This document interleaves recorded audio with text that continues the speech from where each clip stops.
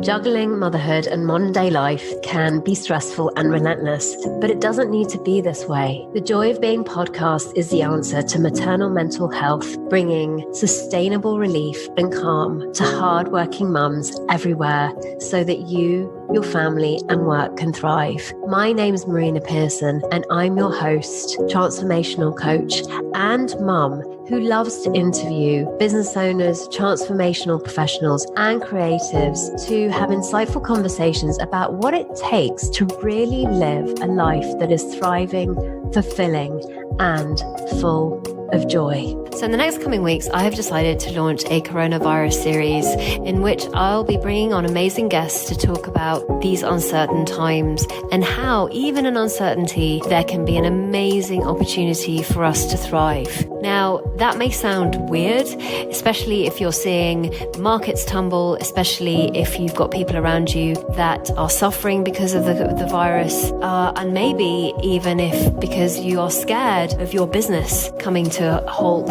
Whatever it is, the fears that you have and the panic that you may be feeling, then this series is going to really help with that. I felt really compelled to bring this into my awareness, but also into the awareness of you, the listener. So with that in mind, I'm super excited to be launching this series and for us to create a different conversation to the one that's being had in the media. Not to say that this isn't important, not to say that we're not entering into difficult times, but to say that there is and there are other ways of viewing it other than the panic and the fear that's being brought to the table. So if you are feeling that and you are being affected by the coronavirus through your business, through your finances, through your health, then these are going to be incredible conversations to be tuning into. And if you know of anybody in that situation, then please do share the episodes with them. Enjoy. And on today's coronavirus series, I have decided to bring back the amazing Sarah Phipp. Sarah Phipp is a colleague, a naturopath, and a clarity coach. She is so knowledgeable about health and everything there is to know about what we need to do in these times to make sure that we don't get the virus. It's interesting because during our conversation, we had a discussion about how the governments aren't really focusing on what we can do to boost our immune system, which is actually, in fact, the secret to being able to thrive during these times. So if you're worried about your health, if you're worried about your child's health, if you're worried about getting the virus or what you would need to do if you've got it, then this is going to be an amazing episode for you. Enjoy. So welcome everybody, and on today's show I have the one and only Sarah Phipp. She's coming back on the show. I love Sarah and I love what she stands for, but I also know that she has a massive wealth of knowledge around immune system support and health and so forth. And I'm part of her Facebook group, or in it at least, and she wanted to step up to share what she knows about how we can help ourselves in these times. And it just became very clear to me that I needed to have her back on the show to talk everything immune system and to talk how we can actually help ourselves and know what to eat and supplements to take to support ourselves with this little virus that's been going around. Hey, Sarah. Hello, Marina. Oh, thank you so much for inviting me back on your podcast as well, because it's been a while, hasn't it? Yeah, it has. But I always know that you've got such incredible knowledge, but also just a way of viewing this that will be really helpful to calm down the nervous system. And for those that are listening, to just go, oh, yeah, okay, yeah. I'm all right. Yeah. Because you know what's really surprising, and just for those that haven't heard me before, my background is a naturopathic nutritionist. But I'm very much interested in the whole mind-body link of health as well. But this is really about going back to roots, and I'm sure that's why we went, oh, hey, wouldn't this be a great idea to do this together? Because I know it sounds dramatic, but I feel like what's happening with the coronavirus at the moment, I've spent the last 13 years preparing for it. Does that sound weird? that everything, because I had, as you well know, Marina, I had chronic fatigue syndrome, or ME, 13 years ago. And my whole life ground to a halt, and everything was initially finding out what the hell was going on in my body, and then piecing my health back together. And so I've been on what was a really painful journey to start with, into one that's become, I love it. Well, that's why I've ended up by doing what I do and working with people in the way that I do now. And although that might sound a bit funny or dramatic, but it's the piece that everyone's missing, that with this virus, it's about looking at our immune system, and it's about looking at how we live day to day. Because from a purely selfish point of view, I have no fears whatsoever around this virus. For me personally, like, I know I'm in the best health of my life. I know my body is built to deal with this, and I also know I have quite a lot of information and knowledge about what to do and how best to support my body. And I've spent 13 years looking at that, and it went from one of necessity when I was really sick, now to one of just curiosity and this constant research and looking at what really works and what doesn't. And so if there's one thing that is really shocking right now, is how little the media is covering what can people be doing apart from hand washing. I mean, for goodness sake. And buying pasta at Google. Yeah. Immune system. Yeah. But there's so much that people can be doing. And so I'd love to touch on some of that today. Yeah, perfect. So I kind of outlined 7 things that I think are really important, and 2 of those, one's food and one's supplementation. That's a really big part of it, and that was a really big part of healing my body too. Like that insight or realization I had all those years ago was, and I better not swear on your podcast, have I? That's all right if you do. It's okay. E. We can always put an E on it. Okay, so it was. I'll be polite. It was like, holy cow! Right, what I put in my body is making a real difference to how well I'm functioning and how much energy I have. And so I really want to hone in on, for your listeners, foods that feed viruses, so the ones that you want to stay away from, things that are really going to support your immune system, both preventative and treatment, because let's face it, viruses are not new. We've got the herpes virus, HPV, shingles, influenza, Epstein-Barr. I'm sure a lot of your listeners have had or have those viruses, okay? I mean, Epstein-Barr is the classic one. That is an underlying virus, thanks to the medical medium who made it so prevalent in people's understanding of it being an underlying issue for so many people like myself who have chronic fatigue syndrome, that you just don't even know it's there. But of course, we all have viruses all the time. But how much we notice they're in our body, or how much that they show up and cause a problem, is dependent on how well our immune system's working. So this is why I'm not worried. I know that if I ever get a virus, it's a sign that I'm run down and I've not been looking after myself. And even with all my knowledge, I still get it wrong sometimes. Like, I don't always eat perhaps as perfectly as, we're human, aren't we? Yeah, totally. And you're a mum and you run a business, and and we kind of, I mean, and you like wine. Yeah, like my default setting now is very different to how it was 13 years ago. On what I consider a healthy meal, and what I would consider not eating so well for a few days is completely different to how it was 13 years ago. So I kind of want to, there's balance in all of this. But of course, right now is a really good time to be on your game, okay, and not be doing the stuff that you know is going to put more of a challenge on your body. So because when I work with clients, I don't just look at nutrition and food and supplementation. There are some other factors that are really, really important that I'd love to run through first. And the first one, especially now, you know, so many of us are in quarantine or in what do you call it? I said, what are you in, Marina? What are they calling it? I'm calling it a lockdown. Okay.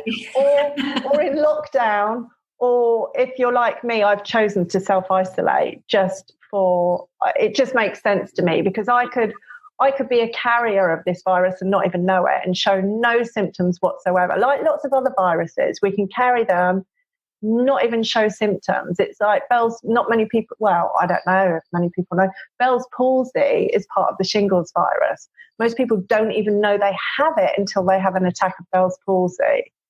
So there's so much that's going on with our body that only becomes a problem when the immune system's not functioning so well. So with everyone, or a lot of people in lockdown, because a lot of people are jokingly saying, yay, I'm just gonna bunker down with Netflix and packets of crisps and just gorge on that. But we're in a time now where all TVs are LED now. Like you and I, we already run a business from home. I mean, for me personally, I've just stopped doing all face-to-face consultations. So everything for me is online now. So it's just being aware how much you're on your screen, whether that's a computer, a tablet, a phone, a television. Like that has an effect on, that blue light has an effect on our circadian rhythms and our health. So I don't know about you, Marina, but we're lucky enough to have quite a big garden. And so we can easily spend time outside. And I know we were just talking about it before we went live about ability to get out and do stuff. We're quite near the beach. And so I'm still perfectly happy for my son to go and ride his bike in the evening.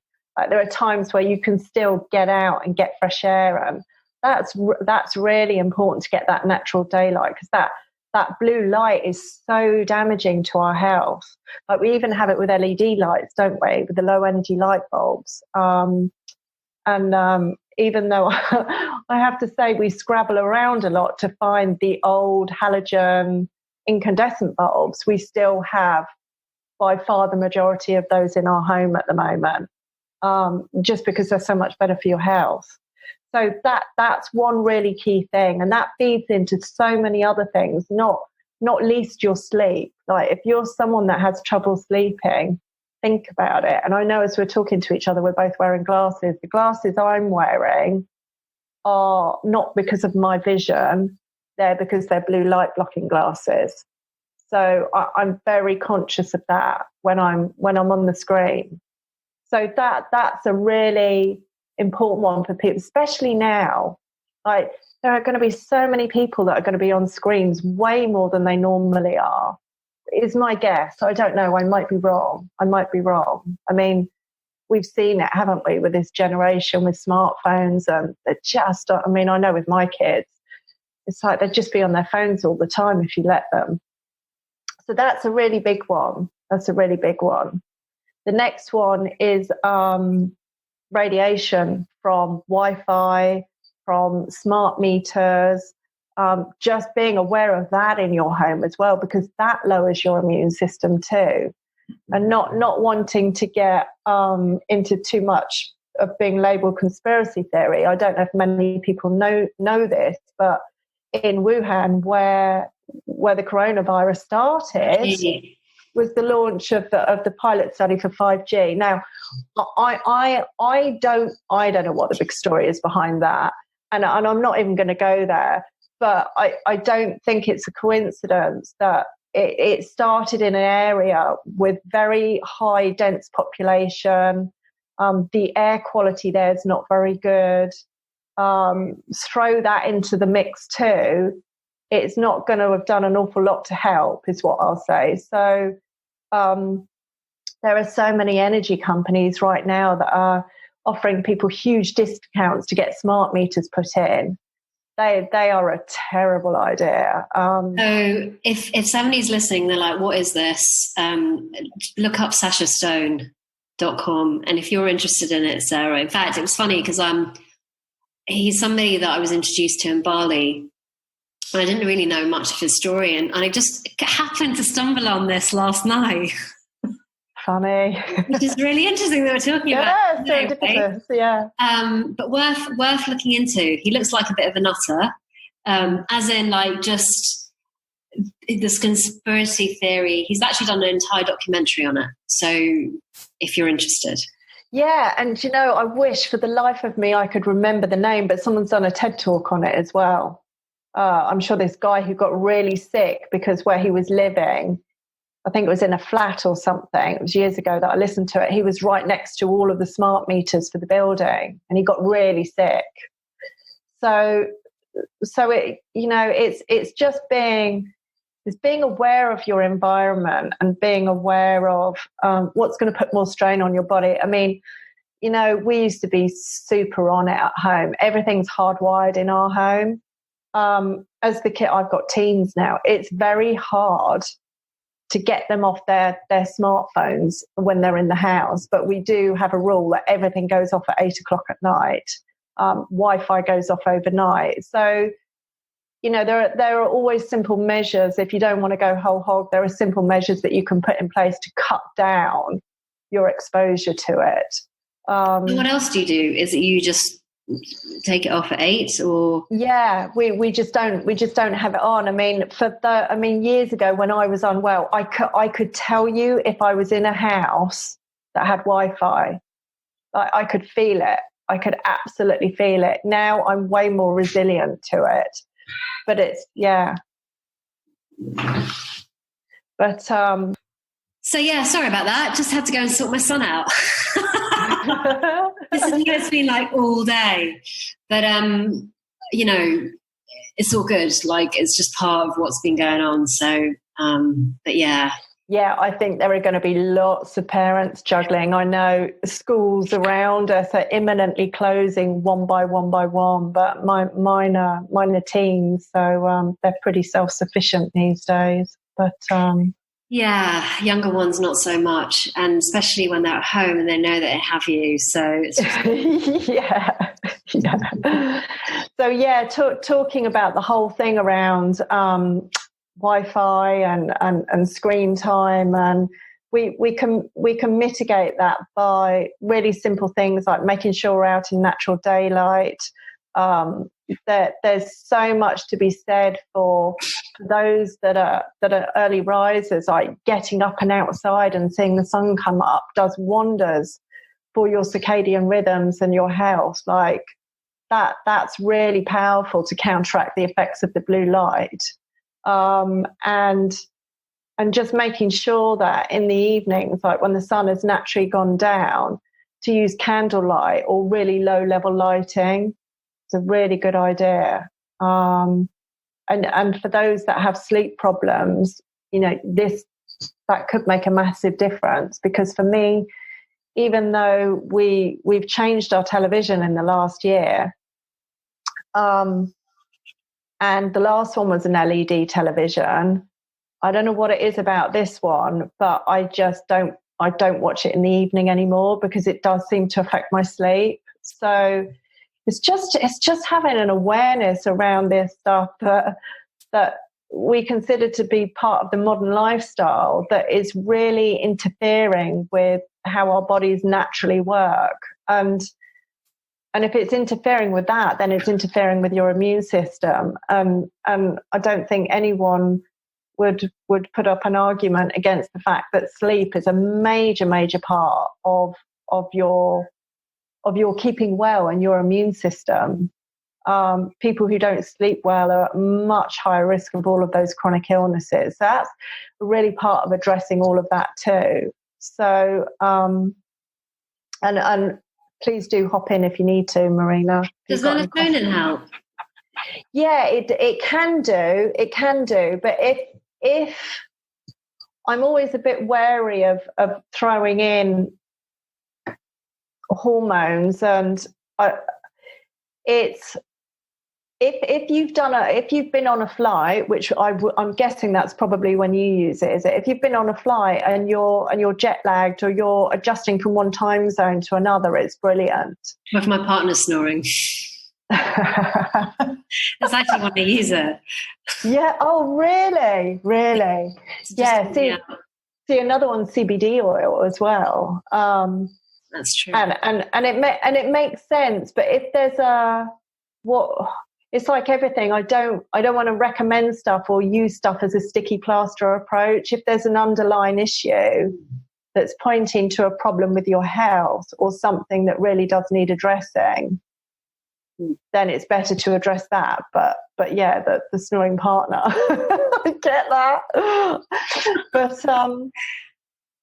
But yeah, it's like when I was sick and I wasn't sleeping very well and I wasn't sleeping deeply, it's because, without getting too technical about it, and I'll mention something at the end if people want to go deeper on this, looking at their health stuff, that there's an exchange of the minerals or electrolytes in the body from day to night that need to happen for us to have good energy during the day and good sleep at night. And it's the exchange of magnesium and calcium and potassium and sodium.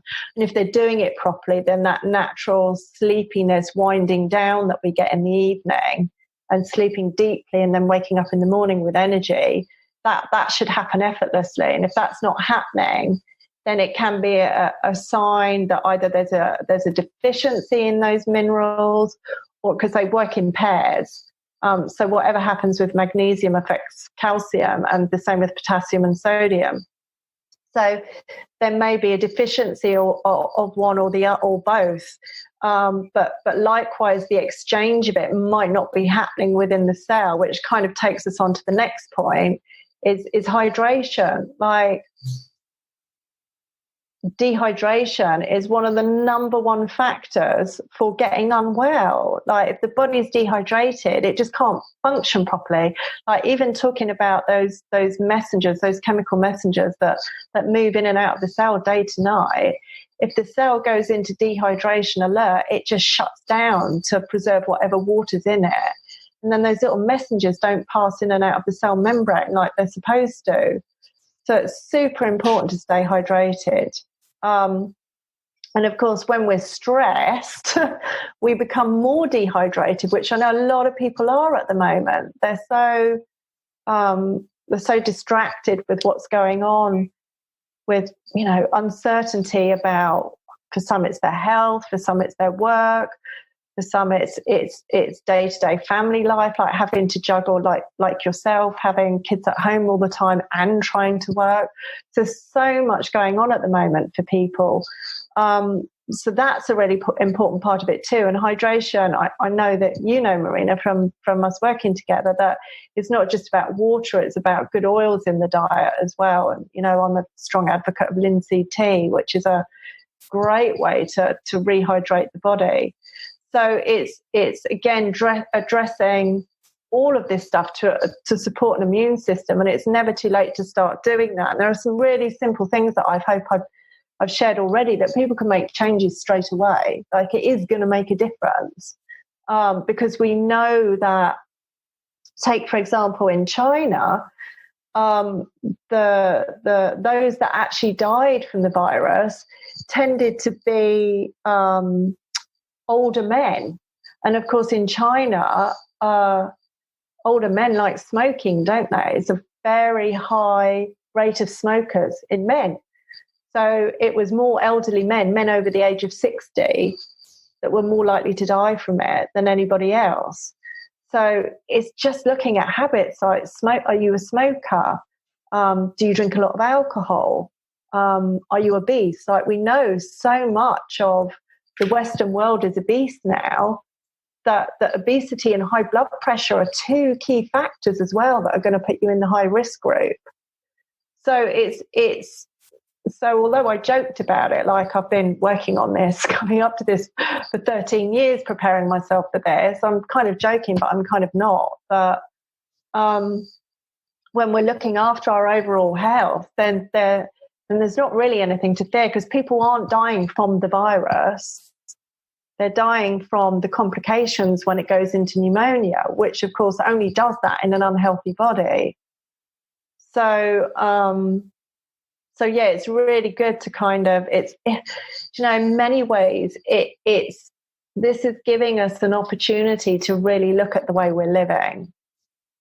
I'll give you an example. I know yesterday in the Facebook group, you saw it too. You put some beautiful comments actually for the woman that mentioned it, when she was saying, but what about my family's income? And, my husband's out of a job and I'm going to be out of a job. And I really reflected on that. And I really saw something this morning when I was thinking about it, that if you're someone who's spent your whole life relying on other people giving you answers, or other people supporting you, or whether that's waiting for a vaccine, or waiting for doctors to come up for a cure with this, which is kind of pointless in a way, because viruses mutate so quickly that even if they come up with a vaccine for this one, and a big question mark over vaccines, but even if they come up with a vaccine for this one, there's going to be something else, and there's going to be something else. So it's looking at this from the point of view of, well, am I responsible for my own health? Am I responsible for my own experience here? What can I be doing? Because although, I've been listening to Boris Johnson here in the UK, and listening with interest to what he has to say every day or every couple of days, I know that the buck stops with me, like, completely.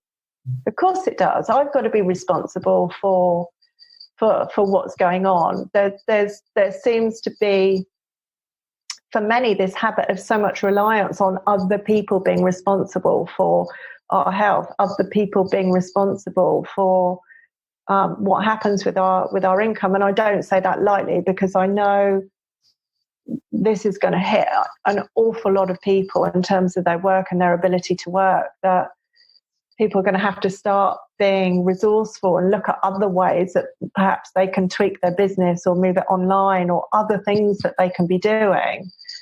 But there is something very much about feeling empowered to do something for yourself, and not relying on some kind of outside source. So it's really, you said it, Marina, this is giving people an opportunity to step up, isn't it? Yeah, and there's something in what you're saying here, that the issue isn't the virus, and I love that, because it's an issue of how we've been living up until now. But nowhere in the media is that being shared. Nowhere in the media there's such a fixation on the result of something that's actually a symptom, versus it being the issue. It's a symptom of us not living, and looking after ourselves. And because actually what you say, it's a bit like a car needs to, a car has a function, it does what it needs to do, and when it's working properly, it works. It takes you from A to B. But if you don't look after it, at some point it's going to start to conk out, and going to start having flashing lights that are going to tell you, got to change this, you got to change this, you got to change this, and this isn't working, and that sort of thing. And I see the body in a very similar way. You give it what it needs, and it will do the work that it needs to do for you and support you. But if you don't give it what it needs, it won't. And that seems really like, it just seems like common sense to me. But once again, it's just as an awareness, right? So I'm like you, I'm not 100% healthy. And I know when I've gone off course, because my body tells me that. And I'm like, okay, coming back. Yeah, all right, fine. I need to I need to listen to you. But that in and of itself is something that I hadn't done for so many years. Like, just to even have an awareness around that you even have a body. I think that even is just such a big step for some people. But this whole thing around going back to the source and making sure that the very thing that needs to look after you is being fed what it needs is so key. So key. And you're absolutely right. There's really nothing out there to say, yes, we're going to keep everyone in quarantine, but then what? Then what? Then what are we doing while we're there? And yeah.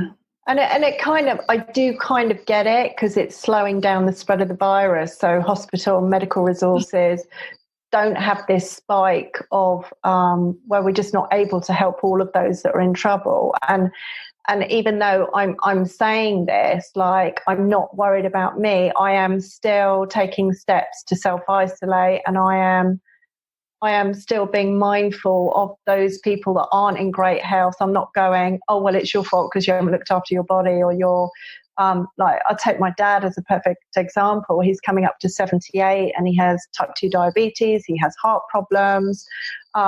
He's probably in a high risk group. And there are many people out there like that. But I just know, for me personally, the model for me is not to be relying on anything except looking after my own immune system, to know that I'm going to be okay. And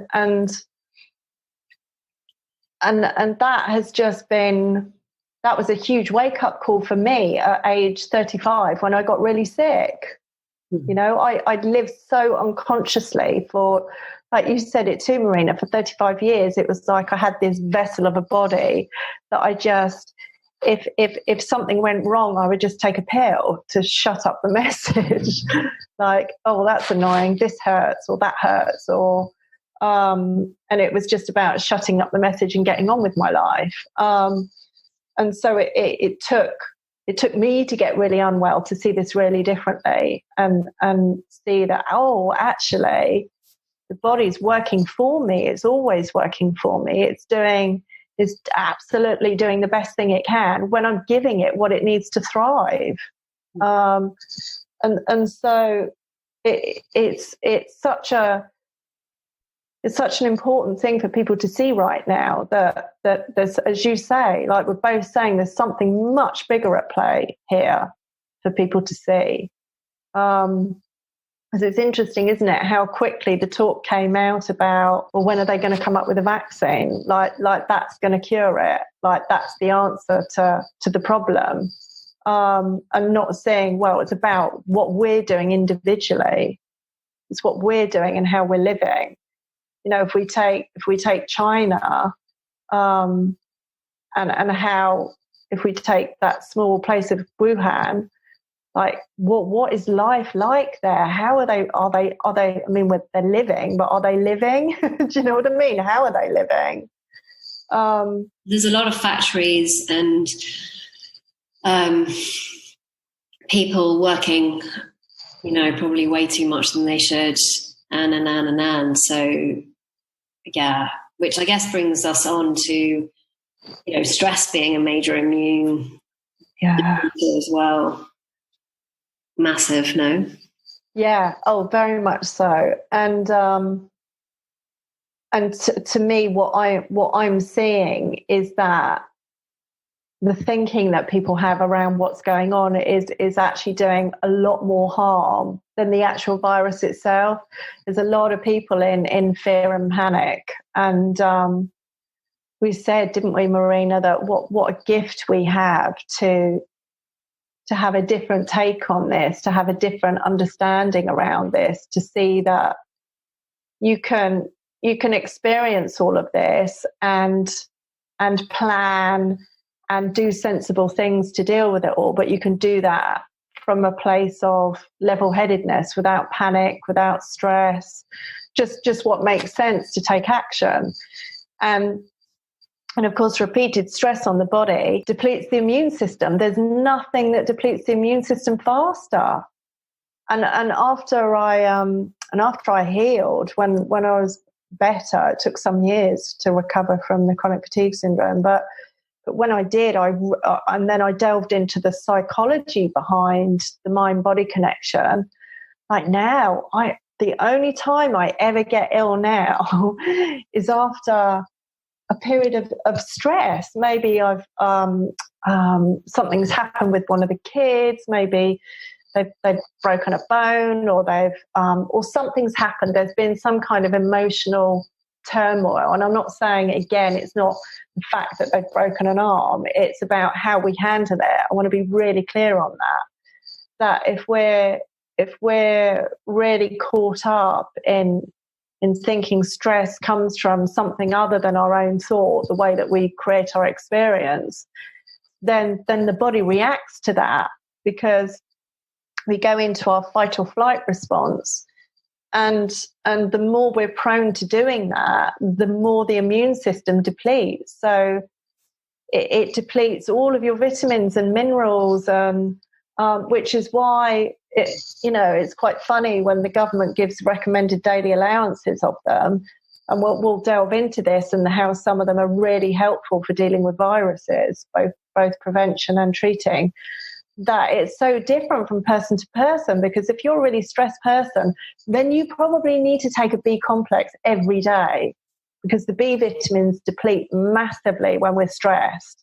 It's something I do as a matter of course. If I'm going a period of time like the huge building project that went on and on and on, if you can feel it in your body, then it's a good idea to do some bits to help to support that, so that we're not ploughing through the vitamins and minerals that we're getting from our food, that you get to the point where you need super doses because you can't get it from your food if you're really that stressed. So it's really important to see the whole picture with it. And of course, if you were to go into a doctor's surgery, the doctor would tell you probably 70% of what they see is stress-related illness. Like 70%. We know it. It's a killer. It's an absolute killer.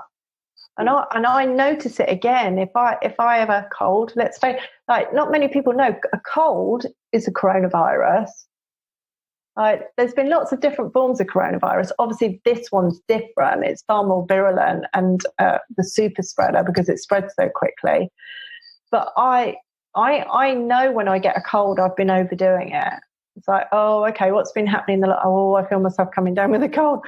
What's been going on the last few days? And I can always pinpoint what I've been doing. It's like, oh, yeah, it's that. Okay. But which kind of takes me on to the next thing really nicely, and that is detoxing. Because if I ever feel myself starting to come down with something, there are things that I can do to help support my body to shift whatever the illness is really quickly.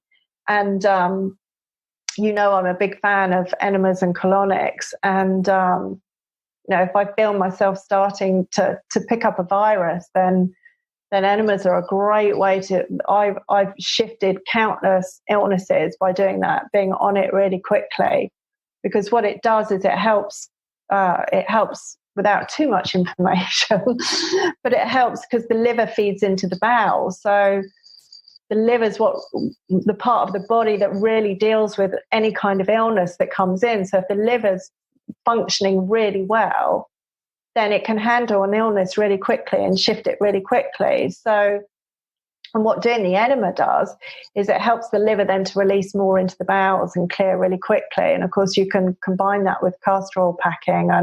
But I cover all of that in one of my programs. I'll give a link for people that are interested at the end. But the point is to look at the body on how the system is working. If the body's working really well, then we can shift illnesses really quickly. And we know with the coronavirus, a lot of people aren't even presenting symptoms. Only those that their body's already under par is going to be showing symptoms and struggling. So in terms of detoxing, I'm really lucky, as you know, Marina, with the build that we've just done, we put a sauna in our home. So I use that regularly. I do enemas. Simple things that people can do. I have a rebounder, a little trampoline that I use, which really helps the lymph system go, which is, again, takes the waste out of the body. Dry skin brushing is another one, gets the lymph system going. So we're really looking after, it's like the garbage, the bin men that we're wanting to take the rubbish out of the body. Is that working really well? Right, so rebounding, dry skin brushing, hot and cold showering is another one that really helps. Like, we want to make sure that, and again, because people are going to be at home way more, you need to find ways to be active, because the lymphatic system isn't like the blood circulatory system that has a pump. Okay, the lymphatic system relies on the body moving. So we have to bear that in mind.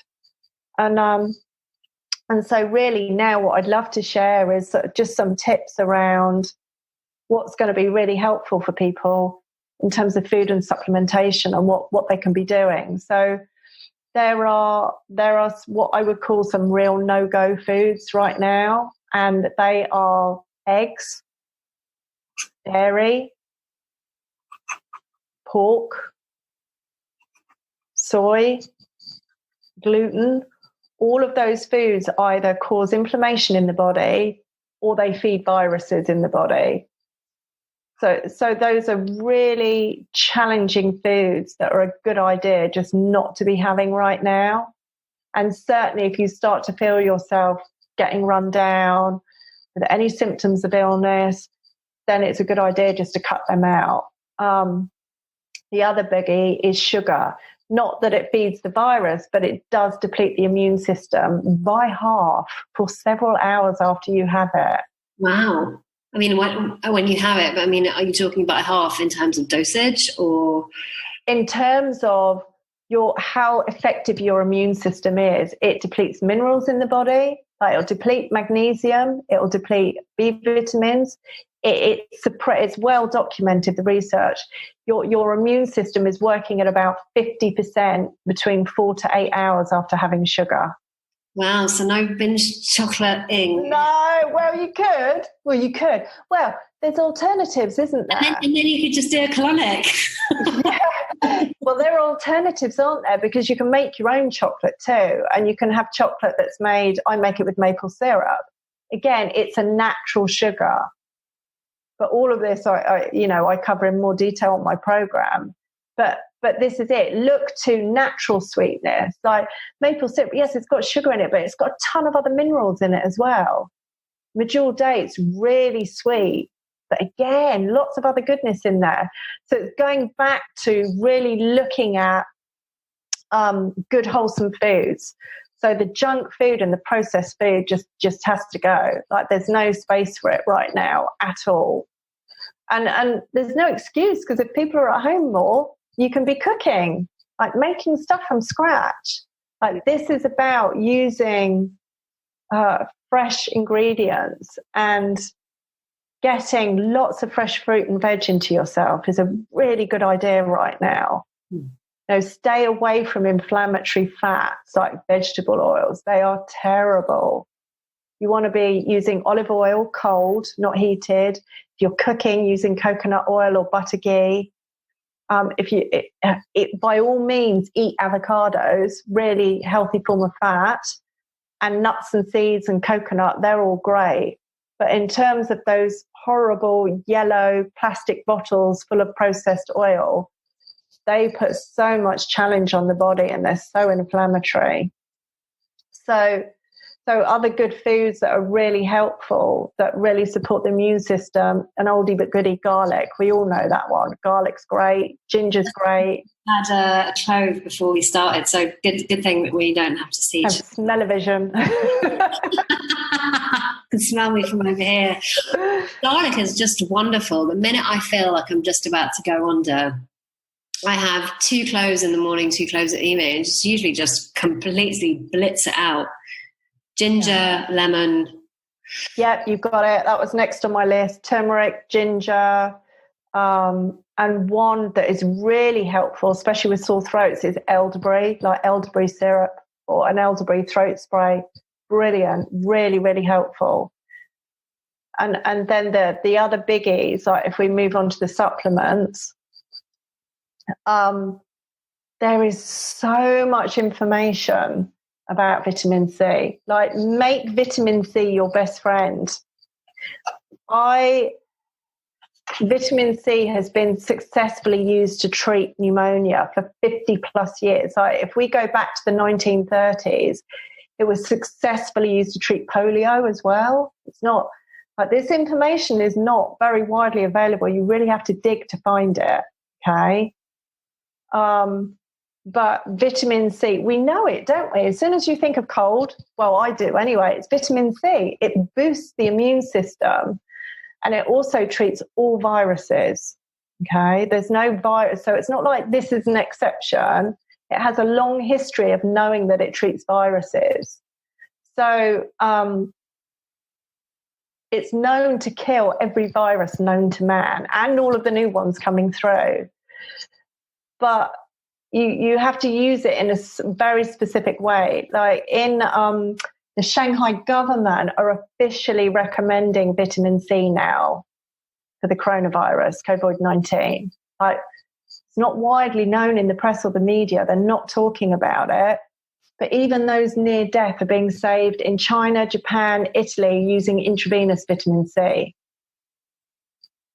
Now, I know you and I, well, actually, if you pay a fortune here in Brighton, you can go and have an IV vitamin C. But there's a really easy way people can do this. So what I would say, my whole family are doing it right now, is you can use vitamin C preventatively. You can either use liposomal, which is kind of comes in sachets. It's quite gloopy. It's not cheap, okay? I know some people say... I looked it up and I was like, oh my goodness. Yeah, I know. But it's such a bioavailable form for the body. You absorb all of it. Now, some people say, oh, but you can make your own. And you can. Like, you can make your own. Personally, I don't have the time with all of the equipment and the temperatures and everything that you have to do with it right now. It's not a project I want to start on. But there's another form of vitamin C called ascorbic acid, yes, which is really cheap. It's in powdered form. You know, it's not, most people can get hold of that. So what I'm recommending is for the average person, like right now, to start straight away with taking vitamin C, ascorbic acid. So for week 1, I recommend 3 lots of 1,000 milligrams a day. 3,000. Okay, so you take it with each meal, breakfast, lunch, dinner. All right. Mm-hmm. Week 2, you know what I'm going to say? It goes up to 2,000 3 times a day, and so on to week 4. Now, if you actually get sick, if you get sick, up your dose until you reach what I call bowel tolerance. And what I mean by that is to the point of if you start to get a gurgly tummy, or dare I say it, get windy, which I'm sure you never do, like me, Marina. Never, of course not, never.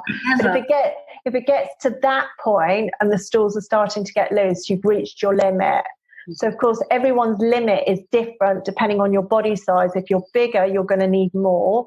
If you're sick, you're going to need more. Like, the body's going to use up way more vitamin C if it's sick. So you can literally, I mean, there are some people that go up to ridiculous 20, 30,000 milligrams. Like, if you're talking about IV life-saving for people who are at death's door, then you're talking about very high doses. But in terms of a preventative for this, when you start to notice your symptoms go, then you know, or you start to reach bowel tolerance levels, then you know you've had enough. You know you've had enough. So that's a really helpful one. Vitamin D is another one, proven to be way, way more effective than the flu jab at preventing flu. And the other really key one is zinc. Like, zinc is really a trace mineral that's like the most natural antibiotic that you can have. What's really clever about zinc, when people say, well, how much? Like the recommended daily amount, or how much they would say if you bought a bottle, they'd say about 15 to 20 milligrams a day. But what's really beautiful about it is if you get it in liquid form, the taste of it works really cleverly. If it doesn't taste of anything, you need more. If it starts to taste horrible, guess what? You've had enough. How clever is that? Wow. Do you take it once a day? Yes, I do at the moment. Yeah, I take it before bed. And do you recommend a particular brand? No, I wouldn't recommend a specific brand, but I would say liquid sulfate is a really good form. So, it's like I work with my clients. If they have herpes, or they have shingles, or they have flu, or they have like vitamin C, zinc, vitamin D is one for generally just making sure immune system's good. But of course, if you're getting out and getting lots of sunlight, that's a much better form. And lysine is another one that's known to really deal well with viruses. So I know we've run over a bit, but we did stop for a bit, didn't we? So I hope we've done all right on time. I don't know if you've got anything, because we've packed a lot in there. But amazing, Sarah, as always. I'm just really, really glad I brought you on, because I think this has been a really valuable, impactful episode. And I guess if somebody wants to, carry on the journey with you and go deeper, they can. We can put the stuff into the show notes, the link in the show notes. Yeah. And what I'd like to say is I go into the whole health aspect so much deeper in my online program called the Ultimate Health and Wellness Program. And that's normally £600. I'm doing it at half price at the moment, just to help as many people as possible who are using this as an opportunity to really look at their health and want to use it as a starting point to want to make a difference to their health. But there's lots of stuff that you can do in there immediately that's going to make a difference, kind of like we've touched on today. And also anyone who wants to connect with me in my Facebook group that's called Decode Your Mind, Transform Your Life. We tackle everything from kind of physical to mental health. So yeah, you can find me in that group too. But in terms of the program link, if it's okay with you, can I give you to put that as a link after the show notes? Yeah, absolutely. I was going to say anyway. So yes, perfect. Fab. Wonderful. Well, thank you so much, Sarah. It's been wonderful, and I'm going to be walking away going, okay, so yeah, I kind of need to go back to it's interesting because the things that I naturally have done without much thought is, I mean, I live in a really, really light house, so I have windows everywhere, and we have a lot of natural light, so I don't usually put the lights on until later on in the day anyway. So that's really great to know. I hadn't realized that, naturally it didn't make any sense for me to put the lights on. And then the other thing I'm really walking away with today is just the reminder of the vitamin C piece and the liquid sulfate, but also going back to cooking with coconut oil, because I usually cook with olive because it's just like it's such a given here in Spain, Yeah, and olive oil is great. It just is not great if you heat it at high temperatures because it changes the molecular structure of it. And I knew that and I'd forgotten. So thank you for the reminder, and then that's what I've been walking away with. So thank you so much, Sarah. Thank you, Marina. Thank you. And for those... and stay well, everybody. That's what I want to say. Well, for those of you that have been on, listening to the show, I hope you got as much out of it as I did. And as per usual, thank you. You are a fountain of knowledge. Mwah. Bye-bye for now. And there we have it, another beautiful episode of The Joy of Being. Now, if you got something from this and you know somebody that could really, really do with a boost of positivity and joy, then please do share the episode with them. It's amazing the ripple effect that these episodes can have on others. Failing that, if you'd like to join a different conversation around what's going on in these uncertain times, then please do join the Facebook group, The Breathing Space for Hardworking Mamas. You can find us at facebook.com/groups/The Breathing Space for Mums in Business.